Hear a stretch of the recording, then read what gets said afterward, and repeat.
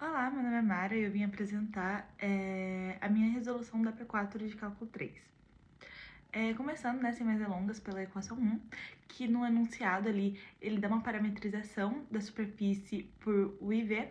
Quando uma superfície é dada por uma parametrização RUV, a área da superfície é obtida integrando sobre o domínio no plano, U e V.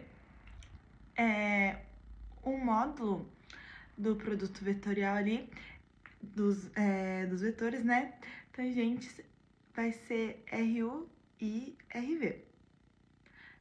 Partindo para o passo a passo que eu fiz para poder chegar na resposta final, inicialmente eu calculei RU e VU, que seria derivada, seria derivar componente a componente, basicamente, né?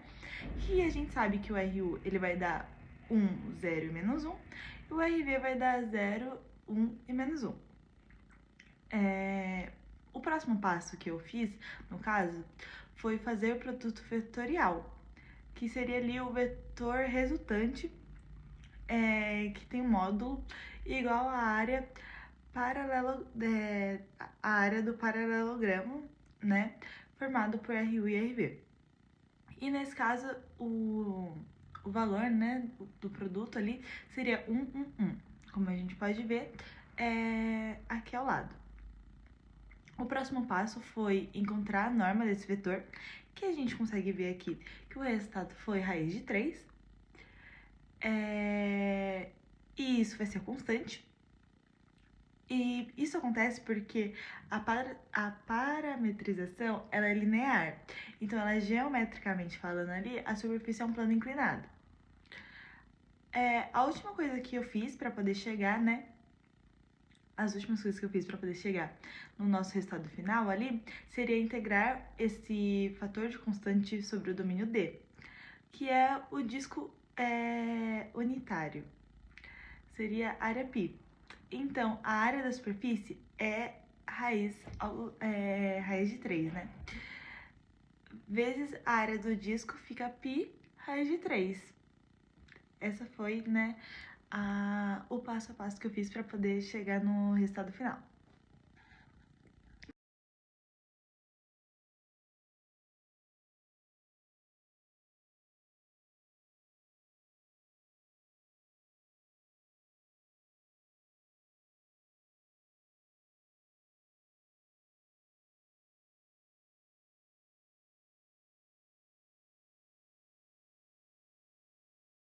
Iniciando a questão 2, né, a intenção da questão era fazer a gente calcular a integral de uma função escalar sobre uma superfície parametrizada, né? E eu utilizei o método padrão ali. Inicialmente, eu avaliei a função f na parametrização, fazendo algumas substituições em x e y e em z, em função de f, né, que fica ali o x igual a u menos v e y igual a u mais v. O que no bruto fica f de uv igual a u menos v vezes u mais v, que para deixar de uma forma muito mais simples, eu deixei como u ao quadrado menos v ao quadrado. Em seguida, né, eu passei pro produto vetorial, que nos trouxe, né, o resultado de RU igual a 1, 1, 2 e RV igual a menos 1, 1, 1.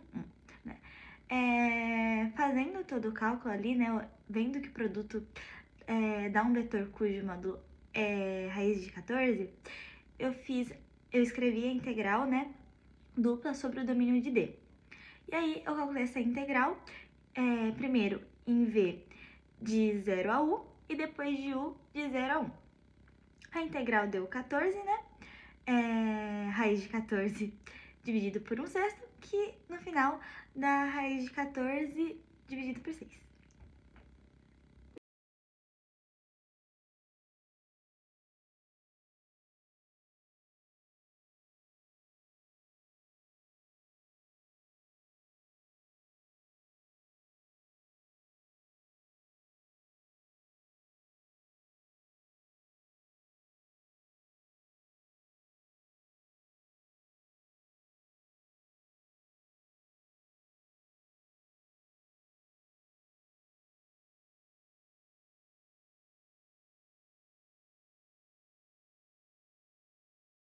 Na questão 3, a primeira coisa que a gente pode falar, né, antes de analisar mesmo a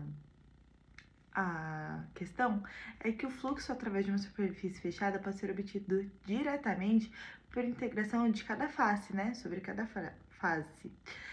Mas o teorema da divergência torna tudo muito mais simples, porque nele o fluxo total pela superfície fechada é igual à integral tripla da divergência do campo sobre o volume interno ali, né?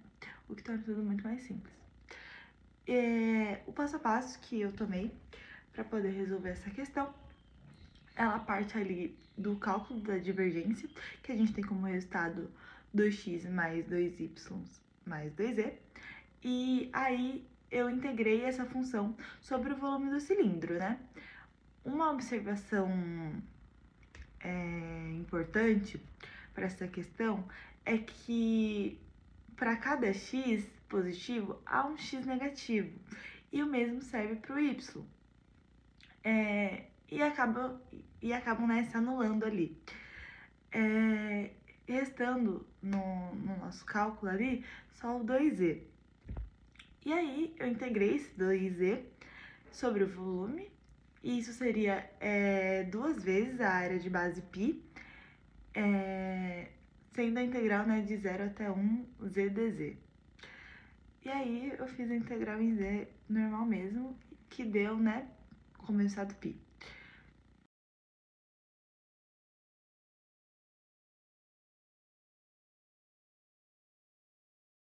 Partindo para a equação 4, a gente vai ver que o alfa ele vai representar uma tampa de uma esfera, né? Cujo contorno é uma curva onde a esfera intercepta o cilindro. E seria uma circunferência mesmo, né? Falando no bruto, assim. O teorema apresentado, né? Ele relaciona a integral da rotação de F sobre a superfície com uma circulação de F ao redor desse contorno. Então, para dizer o passo a passo que eu fiz, eu separei em alguns tópicos, né? Inicialmente, eu calculei, né, a rotação de F. E o que eu posso falar sobre isso? Cada componente envolve derivadas cruzadas. E ao calcular, a gente percebe que elas se anulam. Logo, o nosso vetor vai ser zero. Partindo para a interpretação mesmo, a gente pode entender que se o F é igual a zero, numa região que contém a superfície, então a integração rotação de F sobre qualquer superfície regular nessa região, ela é zero, ela se torna zero, a gente pode terminar a questão aqui. A questão o resultado final ali é zero. Mas, aprofundando um pouquinho mais, a gente vê que o campo de F tem estrutura tal que não há circulação acumulada ao longo do seu contorno, né? Tornando aí sim a nossa integral nula.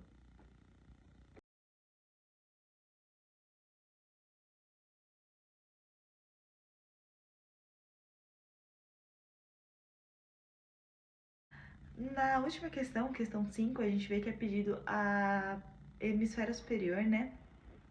Que é a parte aberta. E no método padrão é necessário, né, fechar a superfície com disco plano, que seria z igual a zero. E seria tipo a tampa, sabe?